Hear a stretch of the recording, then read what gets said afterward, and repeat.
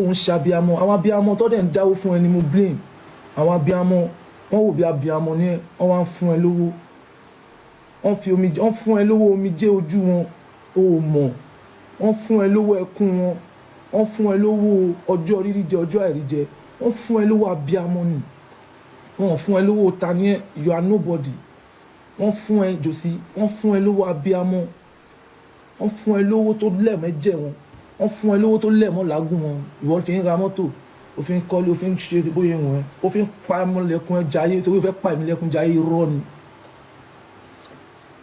ó ti fọwọ́ ara ẹ fashion show báyìí I swear to God Almighty ó ti fọwọ́ ara ẹ ó dẹ̀ ti fi fashion show báyìí jẹ́jẹ́ ni ó dúró ẹ̀yin lẹ lọ tọ́ so you are telling me now pé ìjọba ò pé nìyẹn o Mr. Josie DPP àwọn lọ́yà tó parapọ̀ that table this matter mo wà nínú cell for good 4 months mo wà nínú cell for good 4 months àánú Ọlọ́run gbé mi jáde tán inú ẹ̀ ò tún dùn sí. Do you think me staying in that station police are sleeping? Or do you think that place that I went, do you think it's room and parlor self-contained? There's AC there, or there is NSC, there is MOHBAD, there is. Or what do you think? Do you think I went there to go and eat what I like, or drink what I like, or stay where I like? Do you think? Do you think that 4 months is what you would joke with, you fuck with, just like that? You're a wicked man who. Ọlọ́run dẹ̀ kó mi yọ, you should be the first person that would thank me prime boy akọ inú mi ti ẹ̀dùn kọ́ lóhun tí ẹ̀ bá mi kó ẹyọ náà inú mi dùn mo mọ̀ pé ò mọ̀ ń pa ẹ̀ still yet fúnra ẹ̀ tí wàá lọ ní petition kan ọlọ́pàá.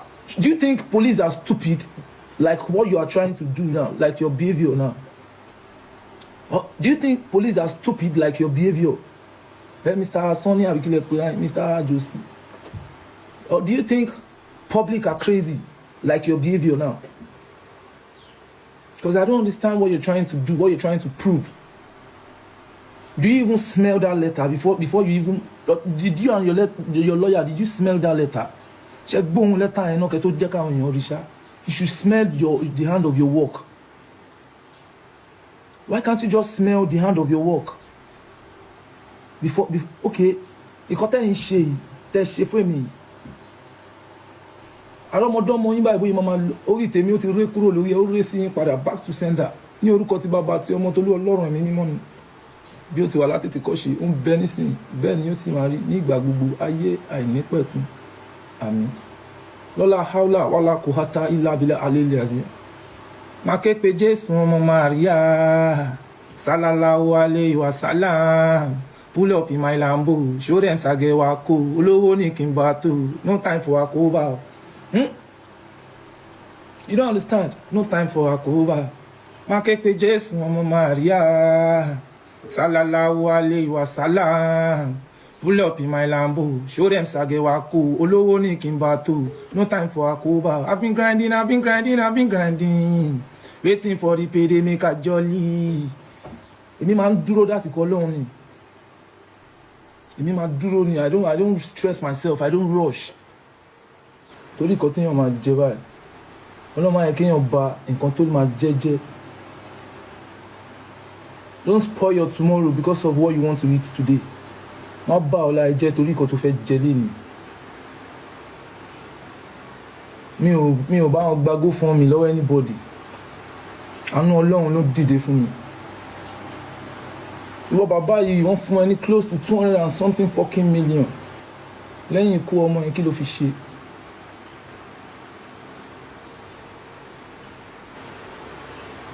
Ó máa dúró òbí tó dá owó fún ẹ ṣá. Ó máa dúró àwọn èèyàn tó fún ẹ lówó. This man called Josie. Ọjọ́ rírí jẹ àwọn èèyàn, ọjọ́ àìrí jẹ àwọn èèyàn. Wọ́n dá owó fún Josie. Josie knew I'm a good boy. He knew who I am. He knew who my family is. He knows where I come from. He knows they don't joke with me. But your lawyer pushed you. àwọn èèyàn fún ẹ lówó làágùn wọn oríṣiríṣi platform ni màá ti gbọ́ pọ́n fún ẹ 15 million eléyìí fún ẹ 10 million ìwọ tó ní mọ́tò ó lọ ra mọ́tò ó tiẹ̀ ti parí ilé ẹ o tún kọ́lé ọlọ́run ṣe fún ẹ ìdí táwọn èèyàn ṣe ń fún ẹ lówó yẹn àti rí o àmọ́ bẹ́ẹ̀ làwọn èèyàn sì ṣe ń fún ẹ lówó wípé tó bá ti wá tó ti ṣe people will support you orúkọ ọmọ ẹ tí ò tiẹ̀ tí sin ó tí sin MOHBAD o DNA lọ́ní kò ṣe ó tí ṣe o you've not done anything but èmi ọmọ ọlọ́mọ tọ́lọ́run wá kó yọ èmi ọmọ ọlọ́mọ tọ́lọ́run kó yọ èmi Oríyọmí àti ṣó yẹn lọ́lọ́run ti yọ mí mi ò bá wọn délé kí ló tún fẹ́ kí n ṣe ṣé ṣọ́ma is there by fire by force àkóbá àdàbà ni ó sọ kò mú yẹ rí mi ó tún sọ òkò mo tún yẹ rí mi ó tún wá lọ kó òkò wá kò sí iye òkò tó lè sọ ní àpapọ̀ kò sí tó máa bà mí bẹ́ẹ̀. is there by fire by force àkóbá àdàbà ẹjọ́ nítorí Ọlọ́run ṣé àkóbá àdàbà tipátipá tó wà ní èmi Oríyọmí tó wá lọ mú petition again only they should hold Feyi Wunmi prime boy why ẹ̀yin èèyàn please kí ni mo ṣe gan can someone just help me ask please wọ́n lógo lèèyàn lógo ni ṣé wọ́n ń ṣoríire lèèyàn fẹ́ ṣoríire ni ẹ̀yin pípù yẹn ṣe ja wèrè léèyàn báyìí mi ò ní kó ló kó má roko mi ò ní kó ló dò má rodò mi ò ní kí téèyàn kó má dà àmọ́ you guys just decide to spoil someone's life ayé tẹ́lẹ̀ dá o dey pera in pastor our garment you deceive people with white and you are full of black your mind is full of devil mind but you deceive them with white. báwo ni bàbá ṣe máa wà tó ṣe máa wọ ọmọ ẹ̀ lórí èpè tó dẹ̀ ti kú going to 3 years now ó dẹ̀ ń gun mọ́tò kiri ó dẹ̀ ń ṣe sẹ̀lẹ́rẹ́ lórí ikọ̀ táwọn èèyàn ń sunkún ní gbogbo ìgbà pé àwọn fẹ́ justice wọ́n dẹ̀ fún ẹ lówó ṣé òbí amímọ̀ ń ṣe ẹni Mr. Josie ṣé òbí amímọ̀ ń ṣe yín ni sà kò ń ṣe mímọ̀ ń ṣe yín ó dẹ̀ competition ó dẹ̀ dárúkọ Feyi that's the nurse ó dárúkọ Wunmi that's who they called his wife ó dẹ̀ wá dárúkọ mi again Ọlọ́run orí tí wo interview yẹn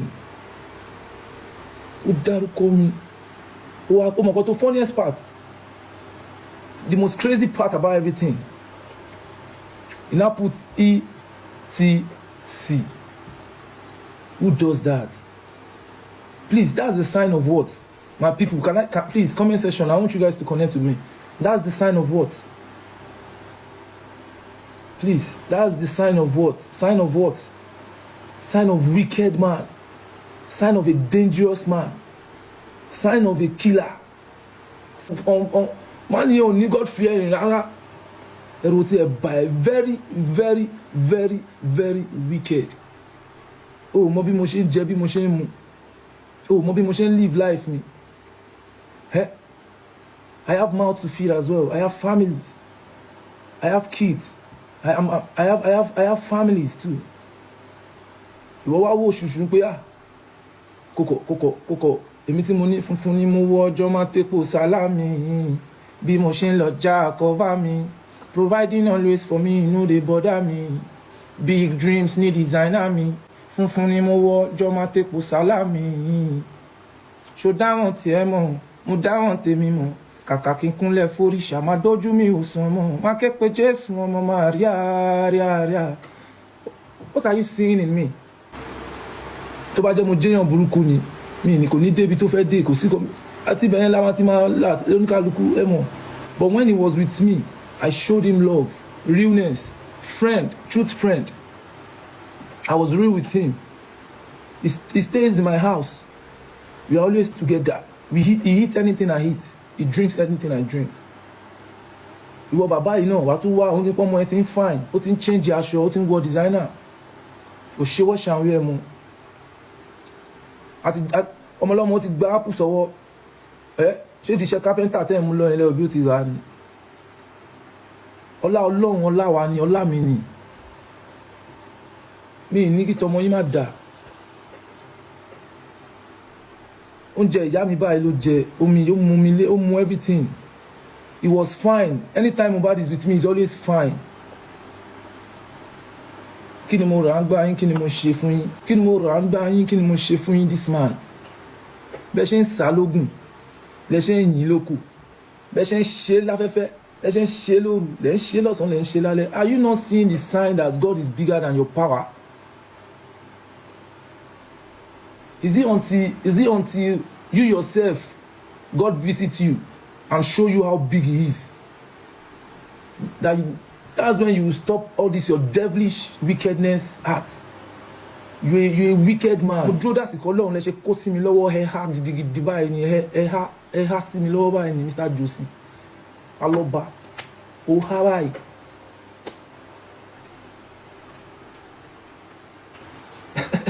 Lẹ̀lẹ̀ tó bá wọ náà ẹ̀kọ́ kò tún jáde mọ́. You will hear from my lawyer.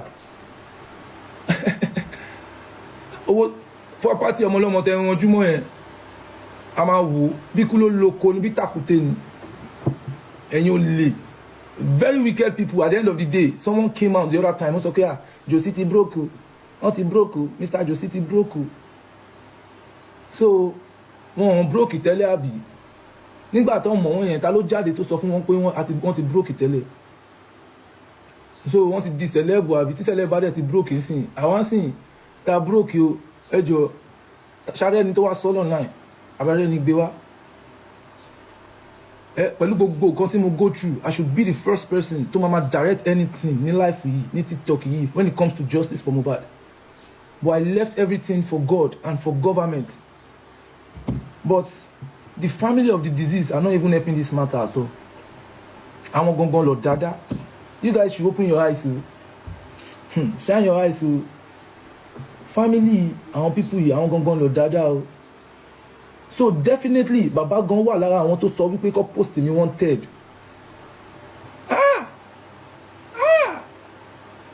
Bàbá, àbí kí ló ń pè yín? Ẹ̀yin gan wà lára àwọn ẹjọ́ because that wanted, posting of wanted, kò ń ṣe nǹkan tẹ́ pé one person will decide. Kò ń ṣe nǹkan tẹ́ pé two people will decide. It's something conference deciding.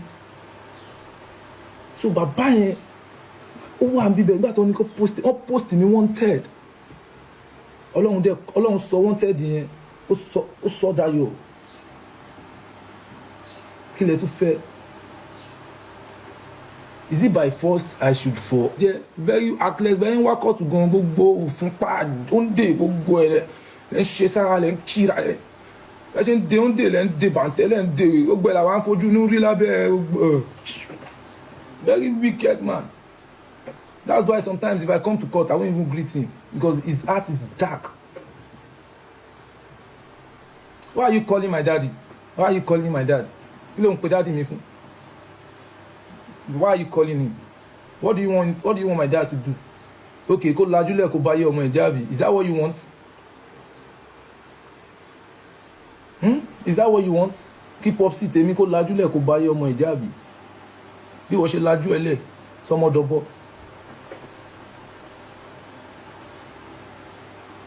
Deni, we don't even know where MOHBAD is. Wà kó bàbá yìí, ó ti kún rẹ́kẹrẹ́kẹ́, àkúndàlẹ̀ báyìí. Kéèyàn gba close to 200 and something million.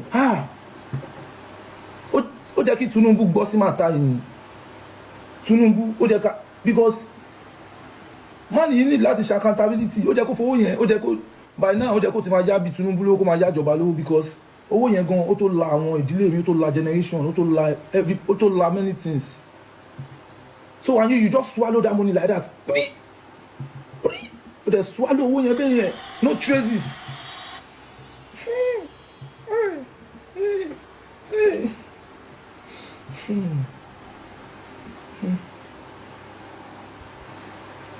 wọ́n ti bó lọ, wọ́n ti tẹ̀ lọ, wọ́n ti ṣe lọ, àwọn ìyá láàánú, àwọn ìyá tó ń fojú ẹni tó ń ronú. Ṣé mi ò lójú yẹn ni? Ẹ tẹ̀ tẹ̀ nǹkan fẹ́ mi náà.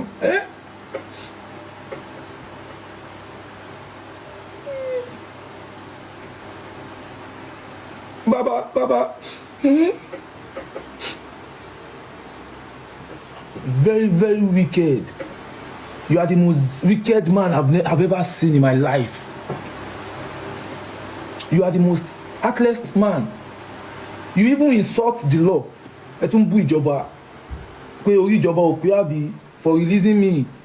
They don't know what they are doing àbí àwọn ẹlẹ́ni kan tẹ́ pé ọpẹ́lọpẹ́ pé wọ́n padà ṣiṣẹ́ wọn bí iṣẹ́ ni sued máa bá anybody ni. I have a competent lawyer. Lawyer mi ò gbọ́n kankan, etí ń dùn. Bí ẹjọ́ báyìí ló ń fojú wá kiri. Bí ẹjọ́ báyìí ló ń fojú wá kiri. Ọlọ́run níjà arógun ẹjọ́. Àdé ní pawó ẹjọ́. Àmọ́ lẹ́yìn kan bá lọ dùn bí ẹ mọ bó ṣe ń rojọ́, púpọ̀ ẹ̀fẹ́ ẹjọ́, olùdájọ́ wà. Country lájọ wà. Ẹ̀yin kọ́ lẹ bí mi. Ní ìmọ̀ yálà yá yín rí. No, Moiri, I'm just a cool nigga that love peace around him. I'm just a blessing child that know how to set things, that wants people, that build good things. That's what I am. Ó kọ́ ẹ̀pá àtùpà ń gbà mí kò ń rí di ara ẹni. Ọlọ́run san fún mi, èmi mú ìwà ọkàn mi balẹ̀. As a man, you face challenges, but kò ń ṣe wá ṣe àwọn challenges tí bàbá Mohbad yìí, ọ̀dájú abiyamọ yìí. Àwọn ilé gangan, there is an ọ̀dájú abiyamọ, there is abiyamos. Mọ̀ àwọn tẹ́ pé ọ̀jálẹ̀ onílé fi bó tiwọn lẹ́yìn abiyamọ náà tún wà o. Àwọn kan tún wà tó yẹ pé ọba ní sunkún kẹ́rù bẹ́lẹ́kún abiyamọ wọ́n wà o. Abiyamọ pọ̀ oríṣiríṣi o. Ẹ̀yin èèyàn wa ẹ mà ti gbọ́ nǹkan tí arákùnrin tó wà nínú fídíò yìí tí gbogbo wa mọ̀ sí ọ̀rẹ́ Mohbad Prime Boy, ẹ ti gbọ́ àwọn nǹkan tí ó sọ nípa bàbá Mohbad, ẹ ti gbọ́ àwọn àṣírí èyí tí ó gbé jáde o. Abiyamọ ti bàbá yẹn ọ̀dájú, ọkùn kan mẹ́ta pọ̀ ní ọ̀dájú. Ọ̀dájú abiyamọ. Kò sí gbogbo bóyá lè burú tó nú abiyamọ, like olórí yín sì ní abiyamọ. Bàbá yìí máa wá bí pé òun fẹ́ justice fọmọ òun náà ló tún máa lọ sẹ́yìn tó lọ da ogun nǹkan yẹn rú orí ṣìkìṣìkì. Bíbélì ní oníkálukú ó máa kéré iṣẹ́ ọwọ́ rẹ̀. Ìwọ ṣe rere, ìwọ ṣe ibi, nǹkan tó bá gbìn náà ló máa ká. And now ká tó kó láyé dẹ̀ là ń ká sí ẹ ti ẹ bẹ̀rù ọjọ́ àti sùn, ẹ bẹ̀rù Ọlọ́run. You are not hiding under his name.